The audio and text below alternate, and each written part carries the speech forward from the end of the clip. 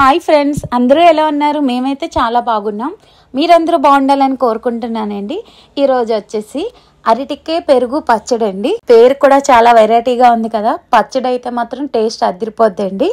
నేను ఒకరి దగ్గర తిని అక్కడ వాళ్ళు ఎలా చేశారో కనుక్కొని నేను మీకు లైవ్ చేసి చూపిస్తున్నాను అనమాట.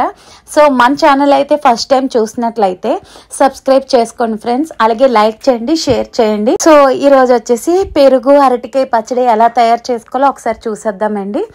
ఫస్ట్ ఆఫ్ ఆల్ మనమేమో అరటికాయని తీసుకొని, నేనైతే 2 అరటికాయలు తీసుకున్నానండి. ఈ 2 అరటికాయలని శుభ్రంగా కడిగేసి ఒక అరటికాయని 3 ముక్కల కింద చేసి వాటర్ పెట్టి అందులో మరిగించుకోవాలండి. అది ఉడికిపోయిందని మనకు తెలిసిపోతుంది. సో బాగా బాయిల్ అవ్వాలి. బాయిల్ అయిన వెంటనే స్టవ్ ఆఫ్ చేసేసుకొని అది కొంచెం చల్లారాక ఆ తొక్క తీసేసి దాన్ని మళ్ళీ మనం బాగా మెదుపుకోవాలన్నమాట. అంటే పప్పుని స్మాష్ చేసినట్టు అలాగా మొత్తం అంతా గుండెలాగా అయిపోవాలి. ఆ తర్వాత వచ్చేసి మనం పచ్చిమిర్చి అండి. పచ్చిమిర్చి వచ్చేసి మనం ఒక 10 పచ్చిమిర్చి తీసుకుంటే చాలు. అంటే ఇంకా కారం తక్కువ తింటానన్న వాళ్ళు కొంచెం తగ్గించుకోండి ఫ్రెండ్స్. ఎక్కువ తింటానన్న వాళ్ళు, స్పైసీ లవర్స్కి అయితే ఇది చాలా బాగుంటుంది. స్పైసీ తక్కువ తినే వాళ్ళైతే ఒక 6 అయితే సరిపోతుందండి. సో నేనైతే 10 పచ్చిమిర్చి తీసుకున్నానండి. పచ్చిమిర్చి, కాస్త జీలకర్ర, ఇంగువ కంపల్సరీ ఉండాలండి. సో ఈ మూడిట్ని మనం ఒక కళాయిలోని బాగా వేయించుకొని, అంటే పచ్చిమిర్చి చూడండి కడిగేసి జస్ట్ చిన్న ఘాటు పెట్టండి చాలు. ఘాటు పెట్టకుండా ఎత్తే ఇంకా మంచిది, కానీ అవి తూలిపోతే కనుక చాలా జాగ్రత్తగా చిన్న గంటు, నేను చూడండి ఇలా చిన్న గంట పెట్టాను. సో ఇలా పెట్టేసి మీరు ఫ్రై చేస్తే అది మన మీదకి తోలదన్నమాట.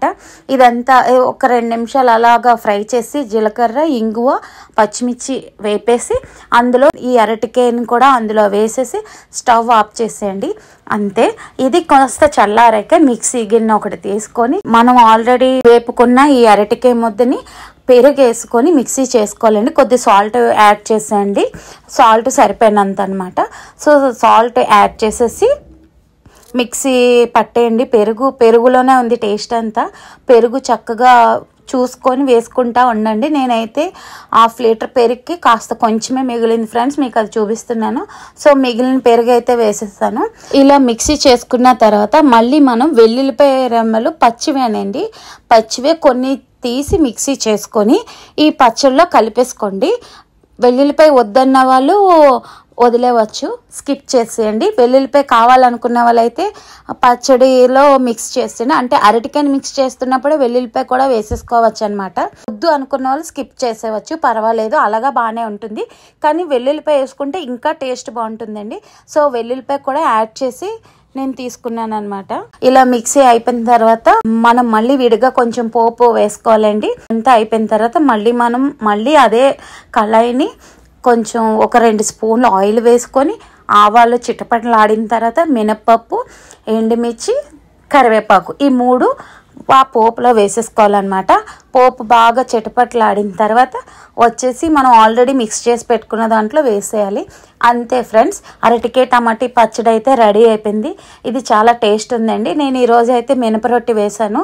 సో ఈ రొట్టెతో ఈ పచ్చడి ఎలా ఉంటుందా అని తిని చూసాను. చాలా చాలా బాగుంది. నాకు ఈ కారం సరిపోలేదని ఇంకొంచెం టమాటీ పచ్చడి కూడా పక్కన వేసుకున్నాను అనమాట.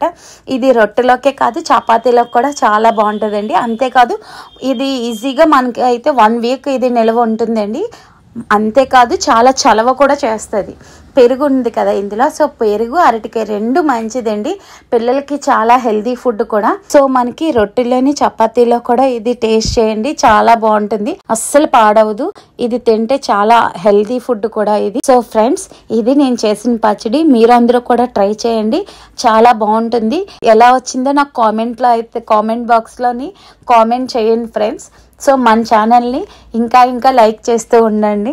మీరు ఇలాగే ఆదరించాలని కోరుకుంటున్నానండి. So bye friends.